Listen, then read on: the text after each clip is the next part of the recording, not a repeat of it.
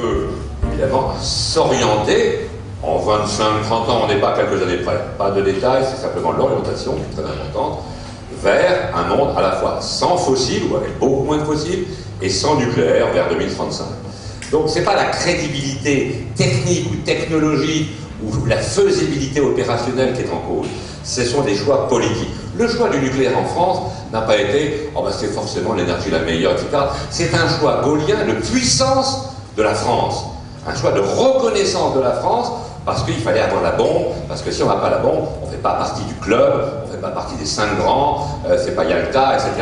Donc c'est pas du tout un choix technologique parce que le nucléaire serait mieux pour faire de l'électricité. Le nucléaire d'ailleurs n'est pas bon du tout pour faire de l'électricité, il faut bien le dire. Alors, on fait bouillir de l'eau, et puis après, d'ailleurs, on la transforme en électricité, qui est une énergie extrêmement noble, enfin un vecteur énergétique très noble. Et après, par exemple, vous dites comment faire des économies. Et par exemple, l'influence de marketing par centaines de millions de francs au moins, sinon d'euros, d'EDF pendant des décennies pour dire mettez du tout électrique, faites du chauffage électrique. Le chauffage électrique en Suisse n'existe pas. Il est interdit. C'est une aberration. C'est une aberration thermodynamique. N'importe quel physicien de base, un industriel de propriété, vous dirait faire bouillir de l'eau, faire de l'électricité, avec un rendement de 33%. Par ailleurs, c'est nul comme rendement. Le transformer l'électricité ensuite le dégrader par effet Joule, c'est simplement de l'irrationnel. Ça fait partie, n'est-ce pas, Or, en France, regardez tous les politiques, ou la plupart, sans parler des gens d'Areva et d'EDF, chauffage électrique, c'est formidable, la pub à la télé, enfin, etc. Tout ça est de la bêtise, de la crétinisation.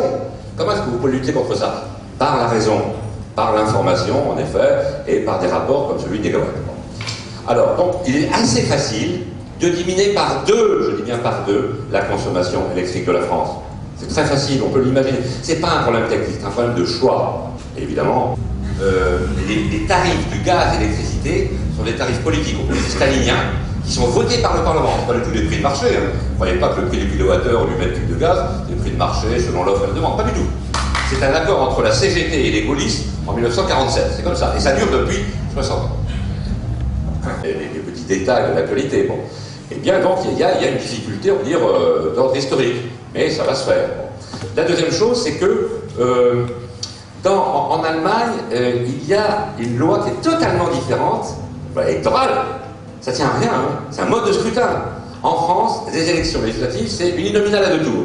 Si tu n'as pas d'accord électoral avec un autre parti, comme on l'a fait avec le Parti Socialiste, tu n'es jamais élu. En Allemagne, c'est la proportionnelle, je dis bien, intégrale. Tu as 10% de l'opinion qui vote pour toi,